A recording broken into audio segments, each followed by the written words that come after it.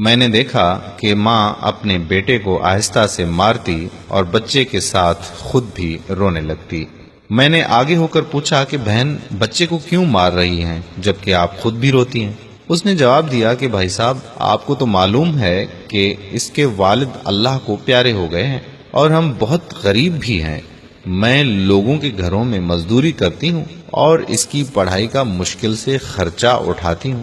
یہ کمبخت اسکول روزانہ دیر سے جاتا ہے اور روزانہ گھر دیر سے آتا ہے۔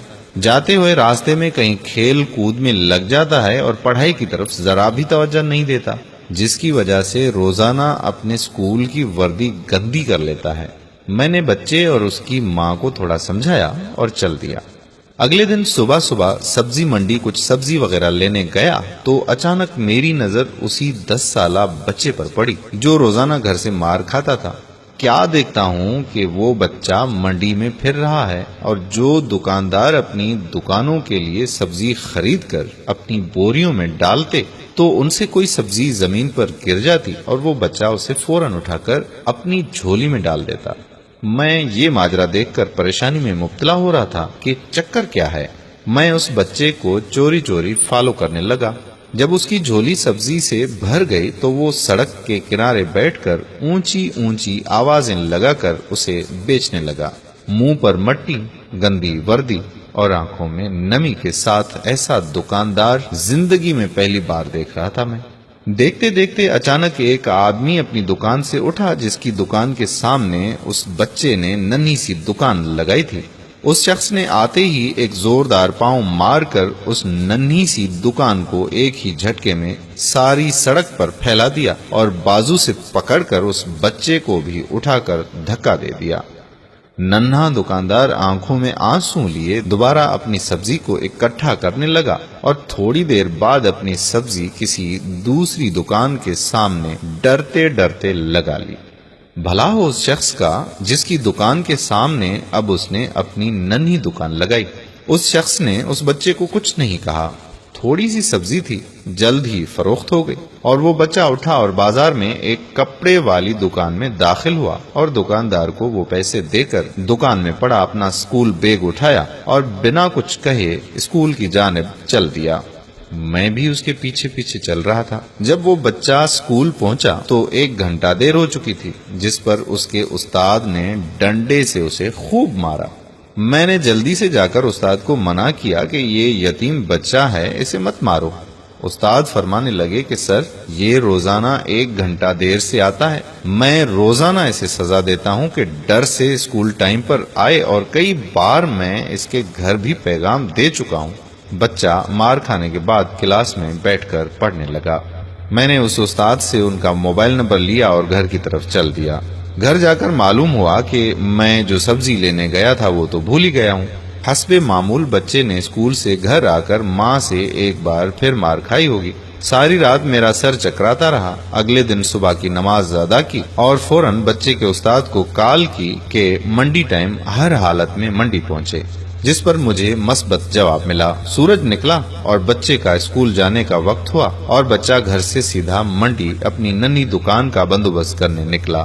میں نے اس کے گھر جا کر اس کی والدہ کو کہا کہ بہن میرے ساتھ چلو، میں تمہیں بتاتا ہوں کہ آپ کا بیٹا اسکول کیوں دیر سے جاتا ہے۔ وہ فوراً میرے ساتھ چلنے لگی اور یہ کہتے ہوئے چل پڑی کہ آج اس لڑکے کی میرے ہاتھوں خیر نہیں، چھوڑوں گی نہیں اسے میں۔ منڈی میں لڑکے کا استاد بھی آ چکا تھا۔ ہم تینوں نے منڈی کی 3 مختلف جگہوں پر پوزیشنیں سنبھال لیں اور ننھی دکان والے کو چھپ کر دیکھنے لگے۔ حسب معمول آج بھی اسے کافی لوگوں سے جھڑکیں لینی پڑی اور آخرکار وہ لڑکا اپنی سبزی فروخت کر کے کپڑے والی دکان کی طرف چل دیا۔ اچانک میری نظر اس کی ماں پر پڑی تو کیا دیکھتا ہوں کہ بہت ہی درد بھری سسکیاں لے کر زاروں قطار رو رہی تھی، اور میں نے فوراً اس کے استاد کی طرف دیکھا تو بہت شدت سے اس کے آنسو بہ رہے تھے۔ دونوں کے رونے میں مجھے ایسا لگ رہا تھا جیسے انہوں نے کسی مظلوم پر بہت ظلم کیا ہو اور آج ان کو اپنی غلطی کا احساس ہو رہا ہو۔ اس کی ماں روتے روتے گھر چلی گئی اور استاد بھی سسکیاں لیتے ہوئے اسکول چلا گیا۔ حسب معمول بچے نے دکاندار کو پیسے دیے اور آج اس کو دکاندار نے ایک لیڈی سوٹ دیتے ہوئے کہا کہ بیٹا آج سوٹ کے سارے پیسے پورے ہو گئے ہیں، اپنا سوٹ لے لو۔ بچے نے اس سوٹ کو پکڑ کر اسکول بیگ میں رکھا اور اسکول چلا گیا۔ آج بھی 1 گھنٹہ لیٹ تھا۔ وہ سیدھا استاد کے پاس گیا اور بیگ ڈیسک پر رکھ کر مار کھانے کے لیے پوزیشن سنبھال لی اور ہاتھ آگے بڑھا دیے کہ استاد ڈنڈے سے اس کو مار لے۔ استاد کرسی سے اٹھا اور فوراً بچے کو گلے لگا کر اس قدر زور زور سے رویا کہ میں بھی دیکھ کر اپنے آنسوں پر قابو نہ رکھ سکا۔ میں نے اپنے آپ کو سنبھالا اور آگے بڑھ کر استاد کو چپ کرایا اور بچے سے پوچھا کہ یہ جو بیگ میں سوٹ ہے وہ کس کے لیے ہے؟ بچے نے جواب دیا کہ میری ماں امیر لوگوں کے گھروں میں مزدوری کرنے جاتی ہے اور اس کے کپڑے پھٹے ہوئے ہوتے ہیں۔ اس کے پاس جسم کو مکمل ڈھانپنے والا کوئی سوٹ نہیں ہے، اس لیے میں نے اپنی ماں کے لیے یہ سوٹ خریدا ہے۔ میں نے پوچھا یہ سوٹ اب گھر لے جا کر ماں کو دو گے؟ بچے کے جواب نے میرے اور اس کے استاد کے پیروں کے نیچے سے زمین ہی نکال دی۔ بچے نے جواب دیا کہ نہیں انکل، چھٹی کے بعد میں اسے درزی کو سلائی کے لیے دے دوں گا اور روزانہ تھوڑے تھوڑے پیسے جمع کر کے سلائی دوں گا۔ جب سلائی کے پیسے پورے ہو جائیں گے تب میں اسے اپنی ماں کو دے دوں گا۔ استاد اور میں یہ سوچ کر روتے جا رہے تھے کہ ابھی اس معصوم کو اور منڈی جانا پڑے گا اور لوگوں سے دھکے کھانے پڑیں گے اور ننھی دکان لگانی پڑے گی۔ آخر کب تک غریبوں کے بچے ننھی دکانیں لگاتے رہیں گے؟ کب تک؟ میرے پیارے بھائیوں اور بہنوں، اپنے ارد گرد کے ماحول پر نظر رکھیں۔ آپ کو اگر ایسے بچے نظر آئیں جو کہ ہر روز آتے ہیں، ان کی بھرپور مدد کیجیے۔ اگر آپ نے ابھی تک ہمارا پیج پیارا اسلام لائک نہیں کیا تو ابھی سے لائک کر کے فالو کر دیجیے اور ساتھ ساتھ ہمارے یوٹیوب چینل پیارا اسلام کو بھی سبسکرائب کر دیجیے تاکہ ہم ایسی مزید دلچسپ ویڈیوز آپ تک پہنچاتے رہیں۔ اس ویڈیو کو ثواب کی نیت سے شیئر ضرور کیجیے گا۔ جزاک اللہ خیرہ۔ السلام علیکم ورحمۃ اللہ وبرکاتہ۔